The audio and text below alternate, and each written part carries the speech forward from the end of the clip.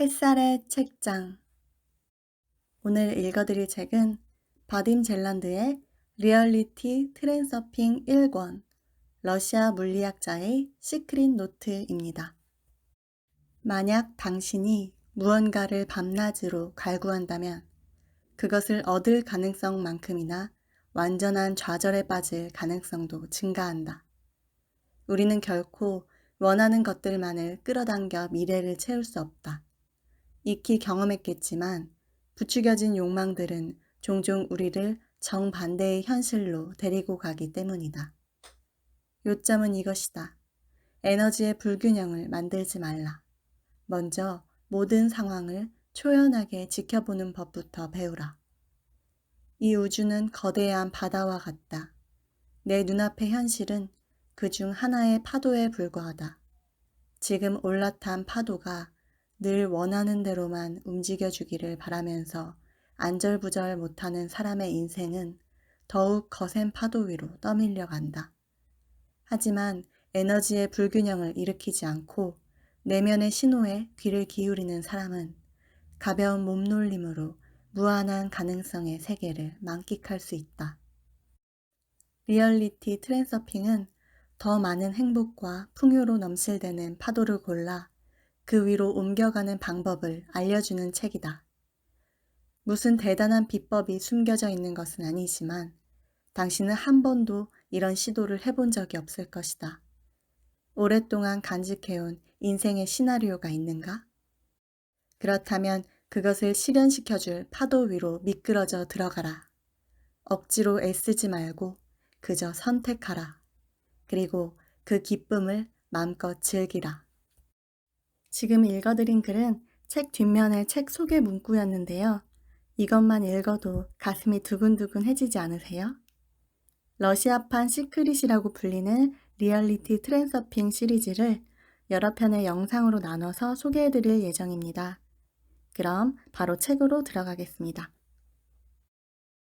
읽는 이들에게 누구나 그렇듯이 당신도 분명 편안하고 풍요로운 삶, 질병과 정신적 고통에서 자유로운 삶을 누리고 싶을 것이다.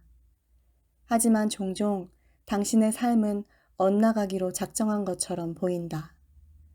바라는 대로 전개되기는커녕 삶은 폭풍을 몰아치는 바다에 떠있는 한 점 종이배처럼 느껴지도록 당신을 희롱하고 있는 것만 같다.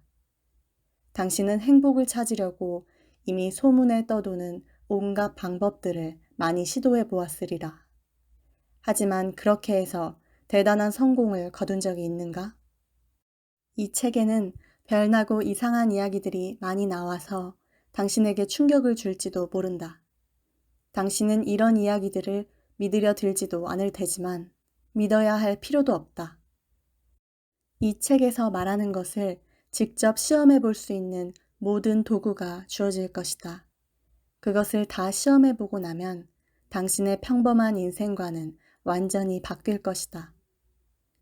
트랜서핑은 보통 사람의 관점에서는 아예 불가능해 보이는 것을 이룰 수 있게 해주는 강력한 도구다. 다시 말하면 당신 마음대로 운명을 바꿀 수 있게 해준다. 무슨 기적 같은 것을 일으키는 것은 아니다. 더 큰 뭔가가 당신을 기다리고 있다. 드러나지 않은 현실이 그 어떤 마법보다도 훨씬 더 놀랍다는 것을 당신은 확실히 알게 될 것이다. 부자가 되고 행복해지는 법을 가르치는 책은 많이 있다. 물론 그 모두가 우리를 무척이나 유혹한다. 부자가 되고 행복해지기를 원하지 않는 사람이 어디 있을까? 그렇지만 그런 책들을 열어보면 부단히 노력을 요구하는 명상법이나 훈련법들이 등장한다. 그것은 우리를 정말 좌절하게 만든다. 삶 자체가 실로 하나의 힘에 겨운 시련인데도 그들은 더 열심히 노력해서 당신 안에 남아있는 것을 마지막 한 방울까지 모두 짜내라고 한다. 그들은 당신이 완벽하지 않으므로 변해야만 한다고 설득하려 든다. 그러지 않으면 당신에게 좋은 일이란 일어날 가망이 없다고 말한다. 아마도 당신은 현재의 자신이 흡족하지는 않을 것이다. 그렇지만 마음 깊은 곳 어딘가에서는 전혀 변하고 싶지 않음을 느낀다. 그것은 당연하다. 당신이 옳기 때문이다. 당신이 완벽하지 않다고 설득하려는 말들을 믿지 말라. 당신이 어떤 사람이 되어야 할지를 그 누가 알겠는가? 자신을 변화시킬 필요가 없다. 당신은 지금 엉뚱한 곳에서 탈출구를 찾고 있는 것이다. 우리는 이 책에서 어떤 훈련도 명상이나 자아성찰 따위도 하지 않을 것이다. 트랜서핑은 또 다른 자기개발 기법이 아니다. 트랜서핑은 당신이 원하는 것을 얻게 해주는 근본적으로 완전히 다른 사고방식과 행동방식이다. 삶에서 원하는 것을 얻고자 싸우는 것이 아니라 단순히 원하는 것을 그저 얻는 방법이다. 또 이것은 자신을 변화시키는 길이 아니라 본래의 자신으로 되돌아가는 길이다. 우리는 누구나 인생에서 많은 실수를 저지른다. 그리고 과거로 돌아가서 그 모든 잘못을 바로잡을 수 있다면 얼마나 좋을까 하고 꿈꾼다. 나는 러시아의 노랫말처럼 어린 시절로 돌아가는 기차표를 약속하지 않는다. 하지만 분명히 우리는 마치 과거로 돌아가는 여행을 하듯이 그 실수들을 바로잡을 수 있다. 어쩌면 과거로 돌아가는 여행이라기보다는 과거를 향해 앞으로 나아가는 여행이라고 말하는 편이 더 나을 듯하다. 이 말의 진정한 의미는 이 책이 끝날 때쯤에야 베일을 벗을 것이다. 내가 이 책에서 말하려는 것을 당신은 다른 어느 곳에서도 듣거나 읽지 못했을 것이다. 그러니 깜짝 놀라지 않도록 마음의 준비를 하시길.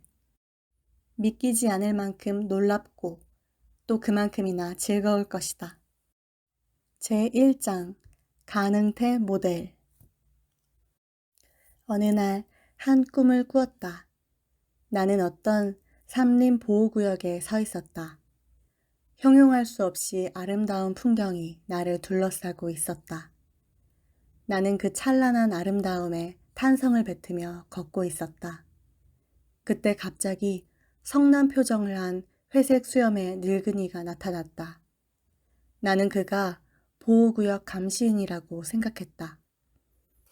그는 말없이 나를 관찰하기 시작했다.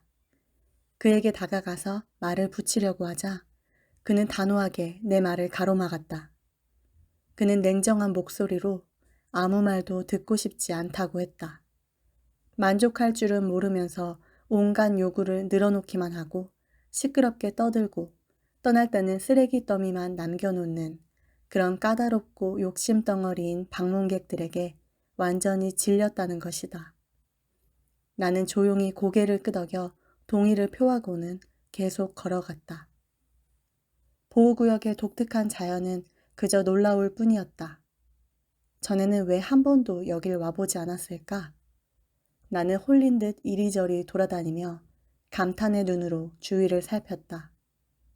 나를 둘러싼 자연이 얼마나 완벽하게 아름다운지 표현할 말이 없었다.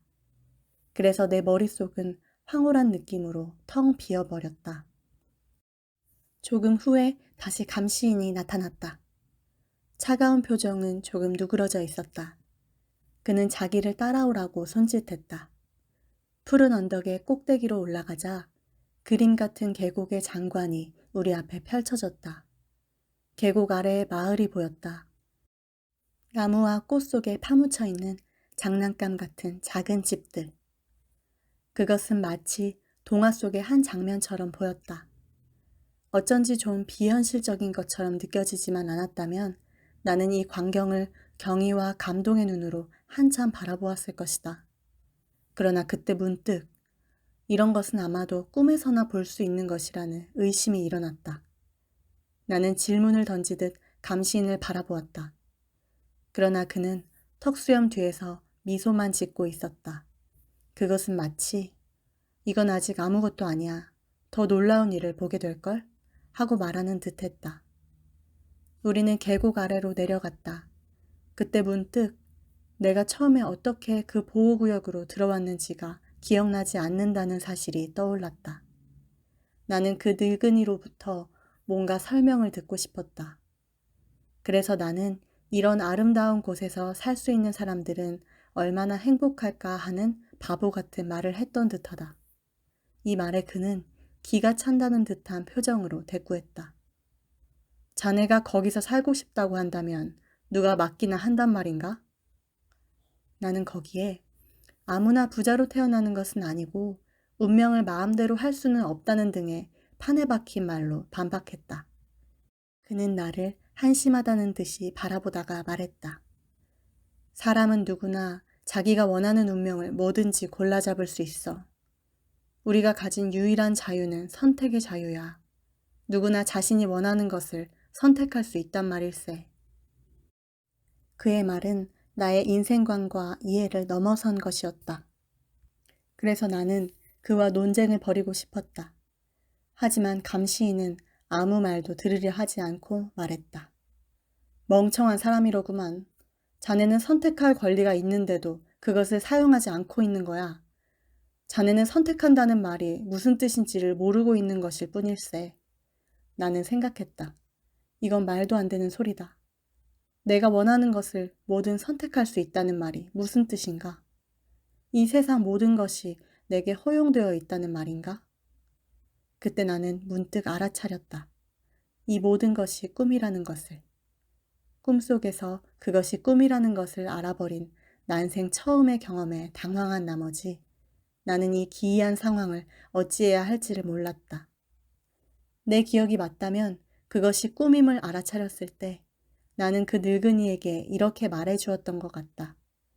현실에서도 마찬가지이지만 꿈에서는 온갖 말도 안 되는 말을 마음대로 할 수 있으며 그것이 그가 가진 자유의 전부라고. 그러나 감시인은 내 말에 꿈쩍도 하지 않는 듯 했다. 냉소만 던졌으니까.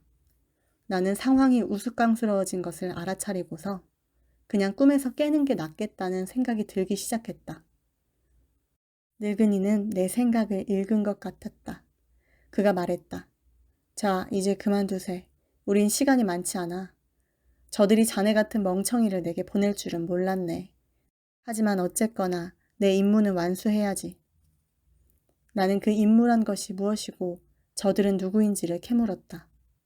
그는 내 질문을 무시한 채 느닷없이 수수께끼를 하나 던졌다. 그때는 그 수수께끼가 실없는 소리로만 들렸다. 누구든지 자신이 원하는 것을 선택할 자유를 얻을 수 있다네. 수수께끼는 이거야. 이 자유를 어떻게 얻겠는가? 이 수수께끼를 푼다면 사과가 하늘로 떨어질 걸세. 사과는 또 뭐야? 나는 이미 인내심을 잃고 있었다. 나는 수수께끼 따위는 풀고 싶은 생각이 없다고 말했다. 꿈이나 동화 속에서만 온갖 기적이 일어날 수 있는 것이다. 현실에서 사과는 언제나 땅으로 떨어진다. 이 말에 그는 이렇게 대답했다. 이제 됐네. 가세나. 자네에게 보여줄 게 있으니까. 잠에서 깼을 때 아쉽게도 그 다음에 무슨 일이 있었는지는 기억이 나지 않는다는 것을 깨달았다. 하지만 감시인이 내 머릿속에 모종의 정보를 집어넣어 주었다는 분명한 느낌이 들었다. 그 정보는 말로 표현할 수 없는 것이었다. 단 하나의 낯선 단어가 기억에 남아있다. 트랜서핑. 머릿속에 맴도는 유일한 생각은 나의 세계를 내가 나서서 갖추려고 할 필요가 전혀 없다는 것이었다. 모든 것은 내가 끼어들기도 전에 오래전에 이미 창조되어 있었다. 그것도 나의 행복을 위해서 말이다. 좋은 지위를 얻으려고 세상과 씨름할 필요도 없다. 그것은 가장 비효율적인 방법이기 때문이다. 내가 살고 싶은 세상을 내가 선택하는 것을 막는 사람은 아무도 없는 것 같다. 처음에는 이런 생각이 터무니없게 느껴졌다. 그리고 그 꿈에 대해서는 모든 것을 잊어버렸을 줄 알았다. 그런데 놀랍게도 얼마 지나지 않아서 나는 그 감시인이 자신의 세상을 선택한다는 표현을 빌어서 말하고자 했던 것을 내가 아주 구체적으로 자세히 기억하고 있음을 알게 되었다. 또한 어떻게 선택하는지도 말이다. 감시인의 수수께끼에 대한 답은 난데없이 저절로 떠올랐다. 나는 날마다 뭔가 새로운 것을 발견했다. 그럴 때마다 나는 아주 놀랍고 거의 두렵기까지 했다. 이 모든 지식이 어디에서 왔는지는 합리적으로 설명할 수가 없다. 한 가지 분명히 말할 수 있는 것은 그것이 내게서 나온 지식은 절대 아니라는 것이다. 내가 트랜서핑을 발견한 이후로, 더 정확히는 내가 그것을 발견하도록 허락받은 이후로 나의 삶은 새롭고 즐거운 의미로 가득 찼다. 창조적인 일을 해본 사람들은 자신의 손으로 만들어낸 것이 얼마나 많은 기쁨과 만족감을 가져다 주는지를 알고 있다. 그러나 이것은 자신의 운명을 창조해내는 것에 비하면 아무것도 아니다. 운명을 창조한다는 말이 가리키는 보통의 의미와는 좀 다르지만 말이다. 트랜서핑은 자신의 운명을 말 그대로 골라 잡는 방법이다. 슈퍼마켓에서 물건을 고르는 것과 꼭 같다. 나는 그것이 무엇을 의미하는지를 이 책에서 설명하고 싶다. 여러분은 알게 될 것이다. 사과가 어떻게 하늘로 떨어질 수 있는지, 새벽별 속삭이는 소리가 무엇인지를. 그 밖에도 다른 온갖 희한한 것들이 여러분이 발견해 주기만을 기다리고 있다. 이번에 읽어드릴 부분은 여기까지입니다. 우리의 운명을 골라 잡을 수 있다니 귀가 솔깃해지는데요. 본격적인 저자의 이야기는 다음 영상에서 소개해 드리겠습니다. 햇살의 책장, 햇살이었습니다.